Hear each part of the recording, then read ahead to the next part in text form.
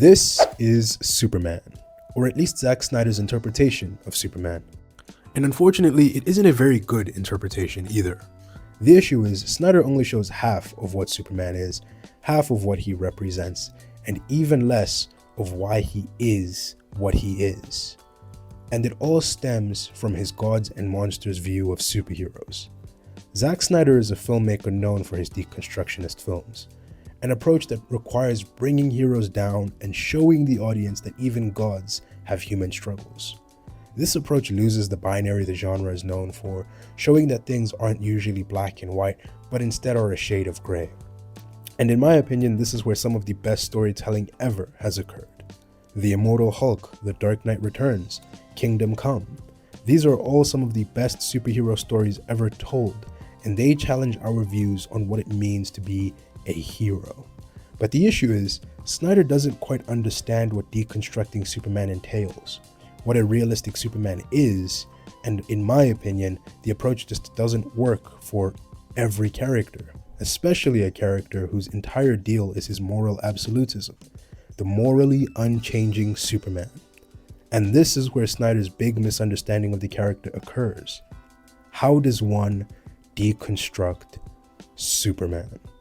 But first, who is?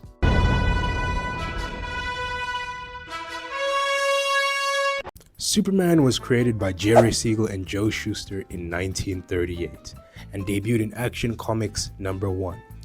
Just like any comic book character, Superman has undergone many changes over the years.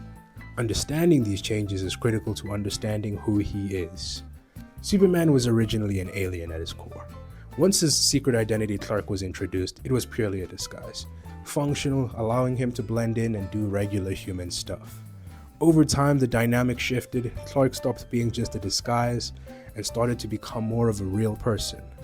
By the time we reached the modern interpretation, Superman had become a three-layered individual, a real authentic person playing multiple roles as part of his daily life, which I will be referring to as the man, the symbol, and the misdirection. All three became fundamental parts of Clark's identity and are central to who Superman is today. The Superman who Zack Snyder just didn't quite capture. Lois Lane, say hello to Clark Kent. Told you one, Pete. Snyder never really shows Clark Kent. He treats him like a footnote, a pair of glasses slapped on Superman so he can have a day job. And that's a problem, because Clark isn't just a disguise. He's a carefully constructed layer of Superman's identity. Without it, Superman becomes less human, less grounded, and the character loses a vital point of connection to the audience. Clark's reporter persona is a psychological trait, shaped by his upbringing with Martha and Jonathan Kent, a way to protect him from the world and the world from him. A farm boy who was always taught to stay in the middle of the pack, and as an adult, the habits instilled in him by his parents become a deliberate performance. Embodying the normalcy that Clark and his parents wanted for him as a child, Clark moves differently, speaks differently, and presents himself as smaller and sometimes even weak. He becomes an everyman because to him, being human matters more than being strong. Snyder catches glimpses of these in the childhood scenes of Man of Steel and in moments with Jonathan Kent, but he never carries it through. Clark never acts like the person he's supposed to be. The subtle and deliberate choices that define his identity, the awkwardness, the restraint, and the human desires are all missing. Instead, we get Superman wearing glasses. Missing this isn't just getting some mannerisms wrong, it's missing the subtext of Clark's childhood and his mental state.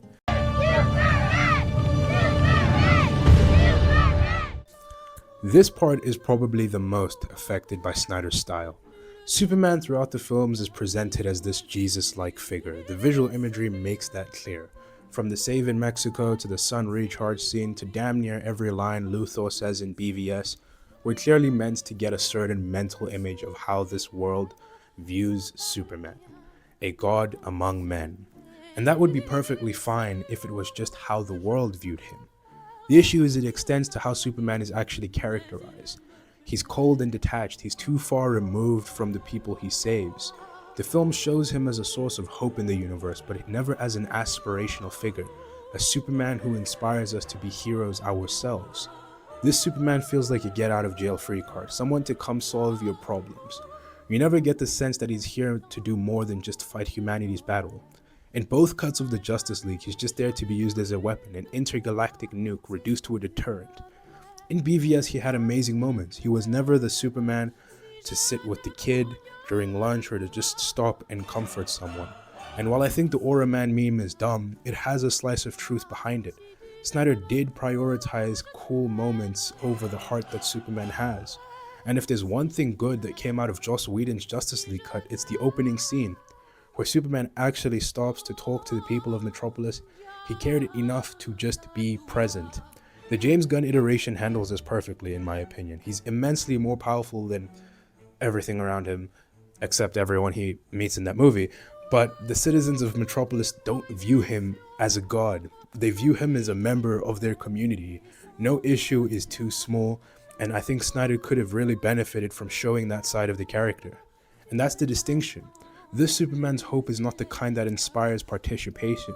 It inspires admiration. People may love Superman, but they don't aspire to be like him.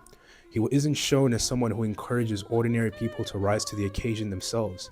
Instead, he becomes a solution, someone you wait for, rather than someone who motivates you to act. The issues don't stop there. They extend to what is undoubtedly the most important part of any Superman interpretation. Your choices, Clark. Your actions.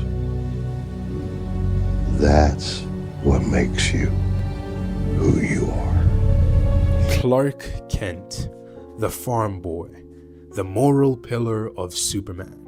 Defined by his naive optimism, Snyder's Superman simply doesn't have that.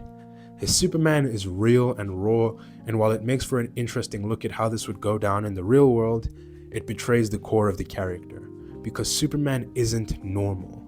He isn't the kind of person to be brought down by reactions and opinions, and most importantly, he just isn't realistic. Don't misunderstand me.